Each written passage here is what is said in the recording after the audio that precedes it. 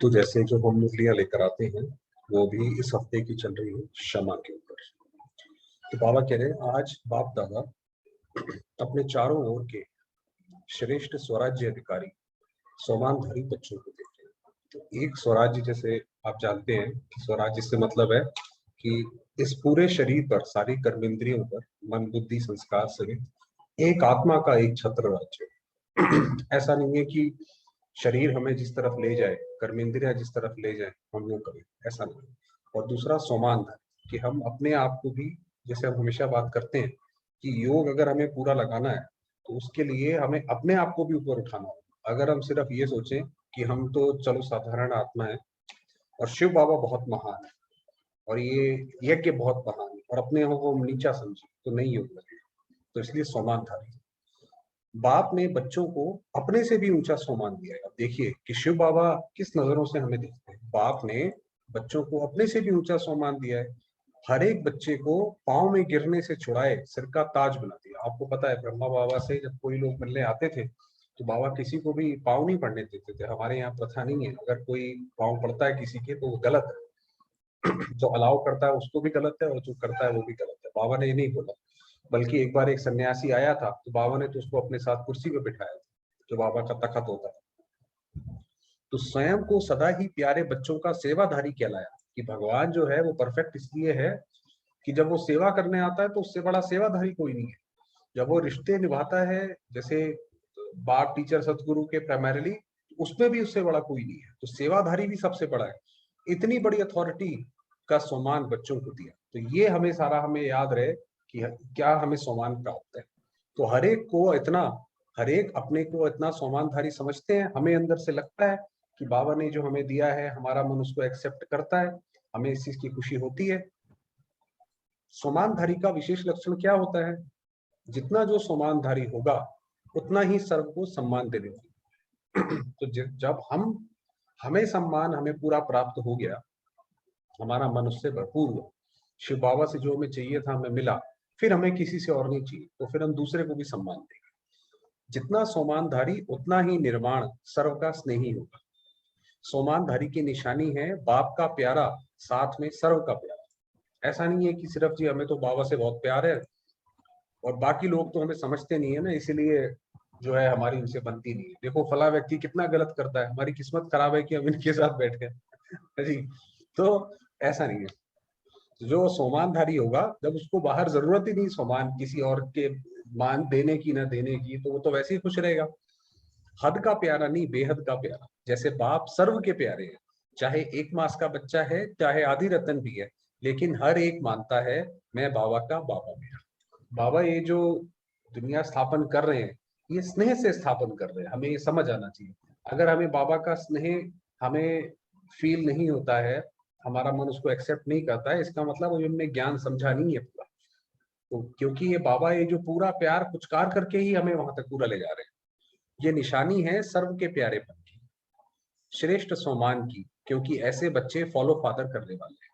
देखो बाप ने हर वर्ग के बच्चों को, छोटे बच्चों से लेके बुजुर्ग समान बच्चों को सम्मान दिया। कि बाबा ने सबको सम्मान दिया। ऐसा नहीं जो छोटे आए बड़े आए सब। यूथ को विनाशकारी से विश्व कल्याणकारी का सम्मान दिया, महान बनाया। प्रवृत्ति वालों को महात्माएं, बड़े बड़े जगत गुरु, उनसे भी ऊंचा प्रवृत्ति में रहते परवृत्ति वाले महात्माओं का भी सर झुकाने वाला बनाया।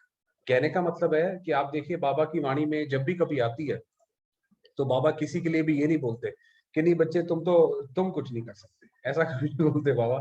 कि जो भी हर एक की उसमें क्या विशेषता है वो बताया। कि जो जवान भाई बहन है उनको क्या करा, यूथ के साथ क्या बताया, और जो प्रवृत्ति वाले जो बड़े बड़े महात्मा लोग नहीं पवित्रता धारण कर पाए वो हमने करी है। कन्याओं को शिव शक्ति का सम्मान याद दिलाया। बुजुर्ग बच्चों को ब्रह्मा बाप की हमजिन्स अनुभवी का सम्मान दिया। ऐसे ही सम्मानधारी बच्चे हर आत्मा को ऐसे सम्मान से देखेंगे। सिर्फ देखेंगे नहीं लेकिन संबंध संपर्क में, कि जब हम किसी के साथ डीलिंग में आते हैं तो हम उसको भी उतना ही सम्मान से देखें, अपने आप को भी वही सम्मान से देखें। क्योंकि सम्मान देह अभिमान को मिटाने वाला है। जहां सम्मान होगा वहां देह का अभिमान नहीं होगा। बहुत सहज साधन है देह अभिमान को मिटाने का, सदा सम्मान मिलेगा। और वास्तव में जो ये क्षमा जो हमारा टॉपिक है, ये वास्तव में हम ये क्षमा भी तभी कर सकते हैं जब हम अपने को ऊंचे स्वमान में रखें। अगर हमें लगेगा भाई हमें हमें इसने तो हमारी इंसल्ट कर दी, कैसे, तो हमें लगेगा भाई ये तो इसने चीटिंग करी है, गलत करा ना इसने हमारे साथ, तो हम कैसे उसको माफ करें। जब तक हम अपने आप को पूरा ऊपर नहीं उठाएंगे कि मुझे किसी की जरूरत थोड़ी है, कोई आत्मा चार बोलेंगे कि भाई आपने बहुत अच्छा काम किया, आप तो बहुत अच्छे हो, तो मैं खुश हो गया है जी। किसी ने बोला कि नहीं नहीं आप तो बिल्कुल बेकार काम करते हो, तो मेरा अपना कुछ है ही नहीं जैसे। तो सदा हर एक को सम्मान से देखना, चाहे प्यादा है 16,000 की माला में लास्ट नंबर भी है, लेकिन लास्ट नंबर में भी ड्रामा अनुसार बाप द्वारा कोई ना कोई विशेषता, हर एक आत्मा में अपनी कोई विशेषता है। उस विशेषता को देखो कि कौन सी विशेषता है। सोमानधारी विशेषता को देख सोमान देते हैं, उनकी दृष्टि में, वृत्ति में, कृति में हर एक की विशेषता समाई, तो वो हर एक की विशेषता देखिए। जो भी बाप का बना हुआ विशेष आत्मा है, चाहे नंबरवार है, लेकिन दुनिया के कोटों में कोई है। दुनिया में कितनी करोड़ आत्माएं हैं? 700 करोड़। उसमें से बाबा के पूरे त्रेता के अंत तक भी कितने बनेंगे? 33 करोड़। 0.1% भी नहीं है। तो आप देखिए, तो इसका मतलब जो है बाबा का जो भी बच्चा है वो सब में खास है। ऐसे अपने को सभी विशेष आत्मा समझते हो, सोमान में स्थित रहना, देह अभिमान में नहीं। सोमान। बाप को हर बच्चे से प्यार क्यों है? बाबा पूछ रहे कि भाई ये तो एक बहुत लाजिब सवाल है, वाजिब सवाल है कि भाई बाबा को बच्चों से प्यार क्यों है? और हर एक बच्चे से है, क्योंकि बाप जानते हैं मेरे को पहचान, मेरे बने हैं ना, कि जब भगवान बिल्कुल साधारण तन में आया और उस वक्त जिसने उसको पहचाना, उसकी बुद्धि भी बच्चे की कितनी तेज है, उसके पुराने कर्म भी कितने अच्छे हैं जो उसने भगवान को पहचान लिया। बाबा कह रहे इसलिए चाहे आज इस मेले में पहली बार आए हैं, फिर भी बाबा कहा तो बाप के प्यार के पात्र। अगर हमने बाबा को मन से पिता स्वीकार किया तो उसकी मदद, उसकी कृपा, उसकी आशीर्वाद के नीचे आ गए।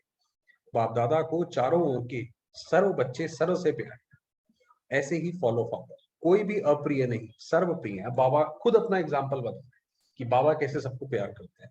देखो, जो भी बच्चे मेरा बाबा कहते हैं तो मेरापन किसने लाया? स्नेह ने।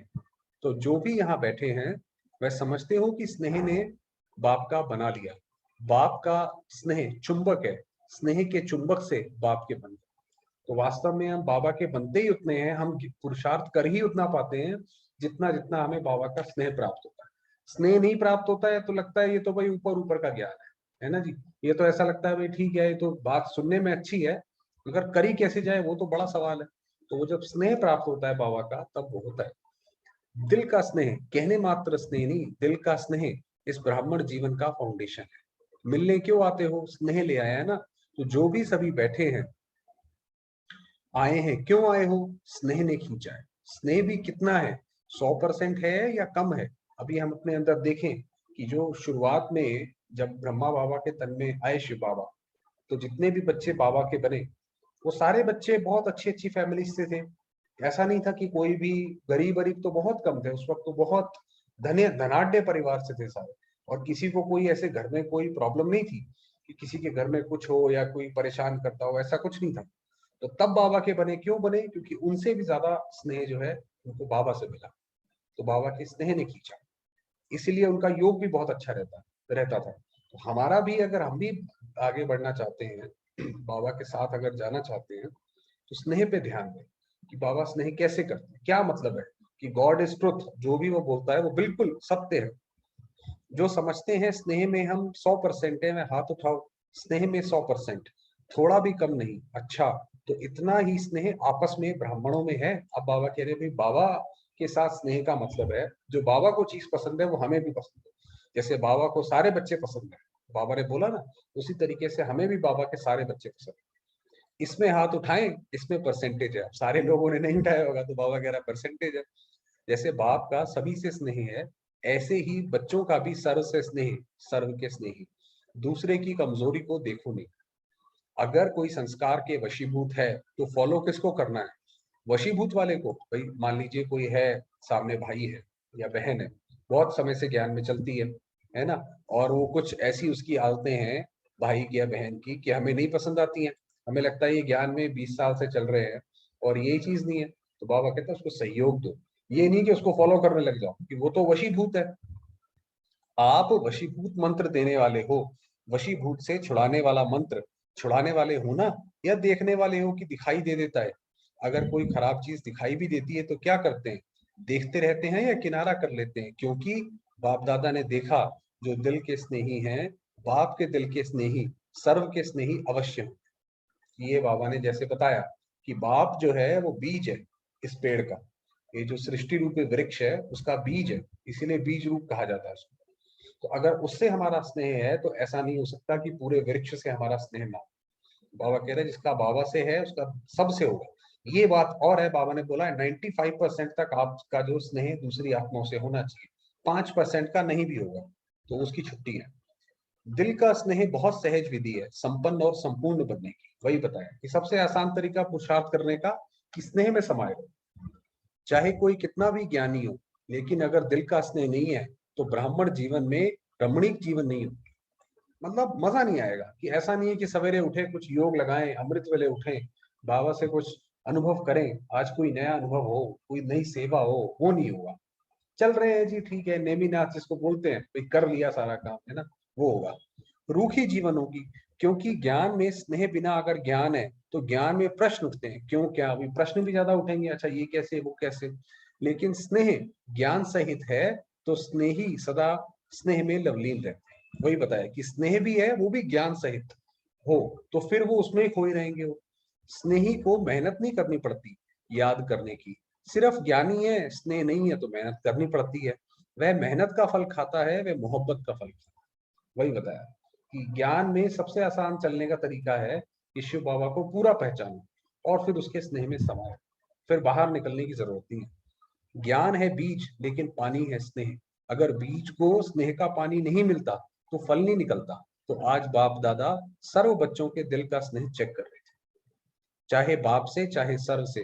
तो आप सभी अपने को क्या समझते हैं, स्नेही हैं? बाबा चेक कर रहे थे ना, तो पूछ रहे हैं, बाबा के पास तो रिजल्ट है, पूछ रहे हैं कि आप बताओ, हैं स्नेही? जो समझते हैं दिल के स्नेही हैं वह हाथ उठाओ। दिल के स्नेही माना कि बाबा के साथ भी हमारा स्नेह है और बाकी सारे भी ब्राह्मण परिवार में उनके साथ भी हमारा स्नेह है। सर्व के स्नेही, सर्व के स्नेही। अच्छा, बाप के तो दिल के स्नेही हैं, सर्व के स्नेही हैं, सर्व के। अब लोग हाथ उठा रहे होते तो बाबा ने कहा सर्व के। हर एक समझता है ये मेरा भाई बहन है। तो हमारा जैसे जो जो हमारा स्लोगन है वसुधैव कुटुंबकम, कि सारा विश्व एक हमारा परिवार है, वो सिर्फ बोलने मात्र ना हो। वो कहते थे हिंदी चीनी भाई भाई, 1962 में वॉर हो गई, ऐसा ऐसा नहीं हो भाई। बस अगर हम कहते हैं तो हम सामने वाले को आत्मा समझे और उसके साथ हमें वो जो है बिलोंगिंगनेस वो अनुभव हो। हर एक समझता है ये मेरा है, समझता है कि कोई कोई समझता है। जैसे बाप के स्नेह में सभी हाथ उठाते हैं, हाँ बाप के स्नेही हैं, ऐसे आप हर एक के लिए हाथ उठाएंगे कि हाँ ये सर्व के स्नेही, तो ऐसे सबके लिए उठा, ये सर्टिफिकेट मिलेगा। क्योंकि बाप दादा ने पहले भी कहा था सिर्फ बाप से सर्टिफिकेट नहीं लेना है, ब्राह्मण परिवार से भी लेना है। क्योंकि इस समय बाप धर्म और राज्य दोनों साथ साथ स्थापन कर रहे हैं। तो बाबा जो है भविष्य में लक्ष्मी नारायण का राज्य होगा। सिर्फ लक्ष्मी राज्य नहीं करेगी, सिर्फ नारायण राज्य नहीं करेगा। तो ये प्रवृत्ति मार्ग है, ये साथ रहने का जो है मार्ग स्थापन होगा। तो इसके अंदर परिवार में कैसे रहना है और सब कैसे रहना है, उसकी नियम मर्यादाएं क्या होती हैं, वो सब तो पालन करनी पड़ेगी, वो सब सीखनी पड़ेगी। तो बाबा कह रहे हैं इसीलिए बाबा दोनों धर्म और सत्ता दोनों का राज्य है। राज्य में सिर्फ बाप नहीं होंगे, परिवार भी होगा। भाई अगर अभी हमारा लोगों से स्नेह नहीं होगा हम सबका, तो हम जब सत्युग में जाएंगे एक ही उसमें होंगे तो कैसे एक महल में अच्छी तरह से वहां पे भी रहेगा कि भाई इन्होंने ऐसा करा इन्होंने वैसा करा। बाप के भी प्यारे, परिवार के भी प्यारे, ज्ञानी बने हो लेकिन साथ में स्नेह भी जरूरी है। सम्मान में रहना और सम्मान देना ये दोनों जरूरी है। बाप ने ब्राह्मण जन्म लेते ही हर एक बच्चे को सम्मान दिया, तब तो ऊंचे बने ना। भाई बाबा ने भी हमसे थोड़ी बोला, जब हम बाबा के पास आए तो हमारी भी कोई, हम कोई बहुत अच्छे थोड़ी थे। तो वो तो धीरे धीरे धीरे धीरे करते करते आगे बढ़े, मगर बाबा ने तो दोनों जैसे बाहों से स्वीकार किया कि ये मेरा बच्चा है। इस एक जन्म में ही सम्मान देना है और सारा कल्प उसकी प्रारब्ध सम्मान प्राप्त होता है। आधा कल्प राज्य अधिकारी का सम्मान मिलता है, आधा कल्प भक्ति में भक्तों द्वारा सम्मान मिलता है। तो बाबा कह रहे हैं कि अभी एक जन्म ये सम्मान दे दो, आपको फिर पूरा आधा कल्प द्वापर और कलयुग आपको सम्मान मिलेगा, भक्तों से मिलेगा, सबसे मिलेगा। लेकिन इसका सारे कल्प का आधार है इस एक जन्म में सम्मान देना और सम्मान। कहा ये बहुत ज्यादा। हाँ जी। फिर उसके बाद जो है, जैसे क्षमा की बात करते हैं बाबा, तो आज जो 70 वर्ष मना रहे हो, ये 2005 की मुरली है। ये समाचार भी सुना, विदेश भी तैयारी कर रहे हैं वो, मेरे ख्याल कुछ प्रोग्राम कर रहे थे 17th पे, एनिवर्सरी पे, और देश वाले भी कर रहे हैं। यही मीटिंग की ना, तो बाप दादा इस 70वें वर्ष को किस विधि से मनाना चाहते हैं? सभी को उमंग है मनाने का, उमंग है, माताओं को है। पहले क्या होता था, जब बाबा आते थे तो हर एक साल की एक थीम तय होती थी, और उस थीम के अंतर्गत जो है वो सारे काम करे जाते थे। तो बाबा कोई थीम देते थे कि ये ऐसे मनाओ। तो डबल विदेशियों को है मनाना है, सेवा का प्रोग्राम तो आप बनाते ही हो और बनाएंगे भी, इसमें तो होशियार है। बाप दादा ने देखा है, प्लान बहुत अच्छे बनाते हैं, बाप दादा को पसंद है। बाप दादा क्या चाहते हैं? बाप दादा सिर्फ एक शब्द चाहता है, एक शब्द है, सफल करो सफल बनो। जो भी है हमारा, तन मन धन श्वास संकल्प, वो सफल करो कहीं ना कहीं, या तो उससे हमारे वो पुरुषार्थ को ऊपर ले जाए, हमारे सुख शांति को बढ़ाए, या दूसरे आत्माओं को बढ़ाए। जो भी खजाने हैं, शक्तियां हैं, संकल्प है, बोल है, कर्म भी शक्ति है, ये समय भी खजाना है, शक्ति है, खजाना है, सबको सफल करना, वही बताया, कोई व्यर्थ ना जाए एक सेकंड भी, चाहे स्थूल धन चाहे अलौकिक खजाने, सबको सफल करना है। सफलता मूर्त का सर्टिफिकेट लेना ही है, सफल करो और सफल कराओ, दूसरे का भी सफल कराओ। अगर कोई असफल करता है तो बोल द्वारा, शिक्षा द्वारा नहीं, अपने शुभ भावना, शुभ कामना और सदा शुभ सम्मान देने द्वारा सफल करो। अगर कोई गलत करता है, आपको लगता है ये गलत कर रहा है, तो शुभ भावना, शुभ कामना, उससे सफल करो। सिर्फ शिक्षा नहीं दो, अगर शिक्षा देनी भी पड़ती है, लेकिन क्षमा और शिक्षा, क्षमा रूप बनकर शिक्षा दो, मर्सीफुल बनो, रहें। तो वही बताया, तो पूरी क्षमा का सार ये निकला कि अगर हमें किसी से भी कोई काम कराना है, ये मैनेजमेंट का सबसे बड़ा, जैसे बाबा ने एक रूल बता दिया कि अगर हम किसी से भी काम करवाना चाहते हैं और शिक्षा देने की जरूरत है वहां पर, तो पहले उसको मन से क्षमा कर दो, कोई बात नहीं, फिर शिक्षा, तो फिर शिक्षा लगेगी। खाली शिक्षा देंगे तो वो तो जैसे गर्म तवे पे पानी की छींटे उड़ जाती है, तो वैसे ही। चलिए, तो फिर बात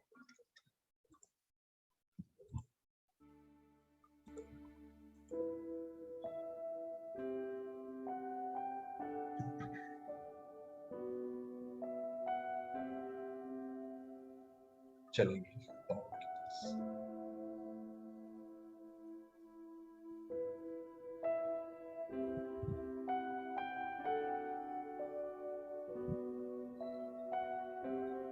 मैं ज्योति,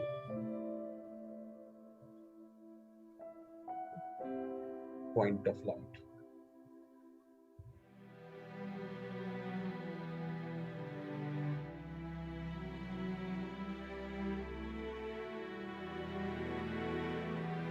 अनेक तरह की किरणें चारों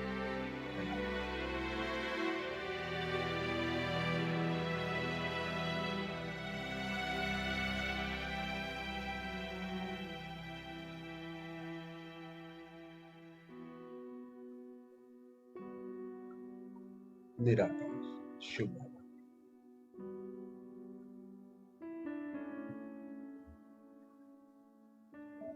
ज्योतिर्बिंदु मेरे पिता,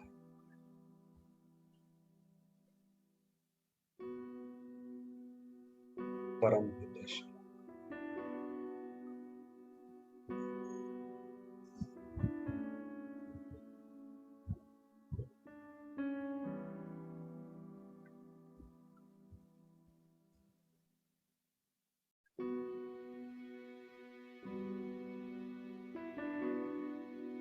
मैं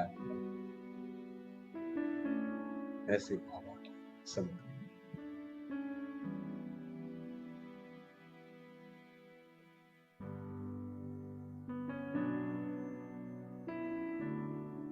उनसे सर्व संबंधों का सुख मुझे आत्मा को प्राप्त।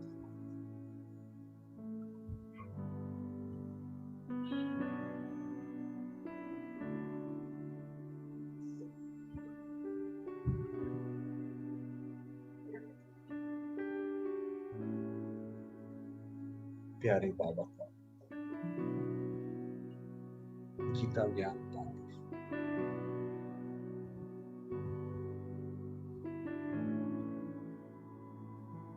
मैं आत्मा शांत, मुक्त,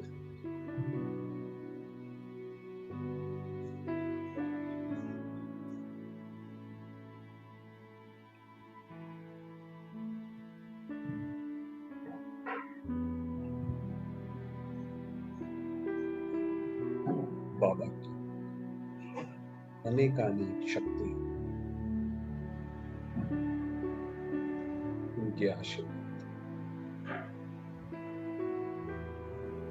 मुझे आत्मा पर बरस रहे।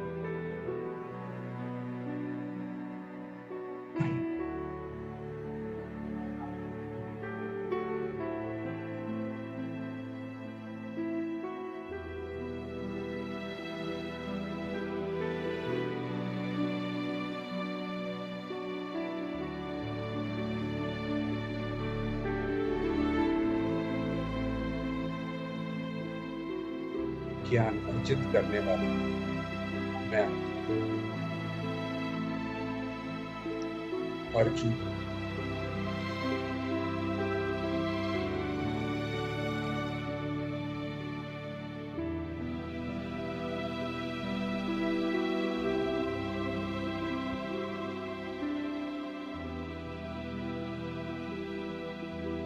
स्वयं को और सर्व को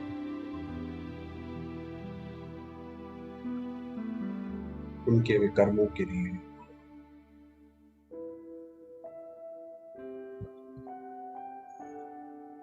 उनके पाठ के लिए क्षमा,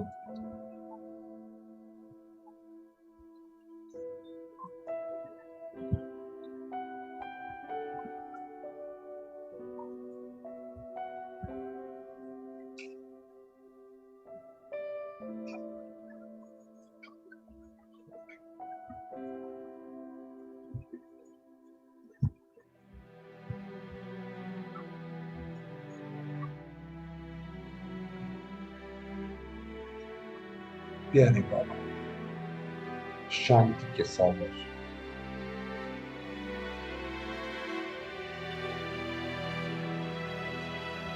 क्षमा के सुंदर,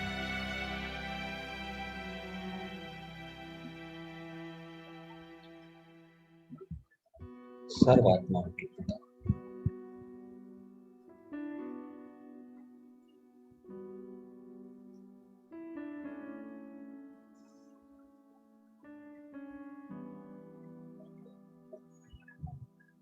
जिनकी किरणें संपूर्ण सृष्टि सर्वात्माओं,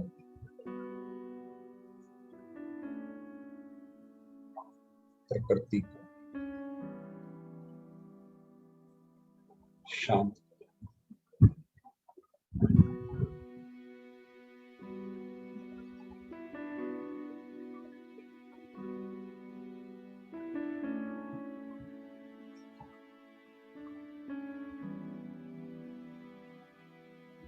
अनुभव करेंगे संसार में व्याप्त इस शांति।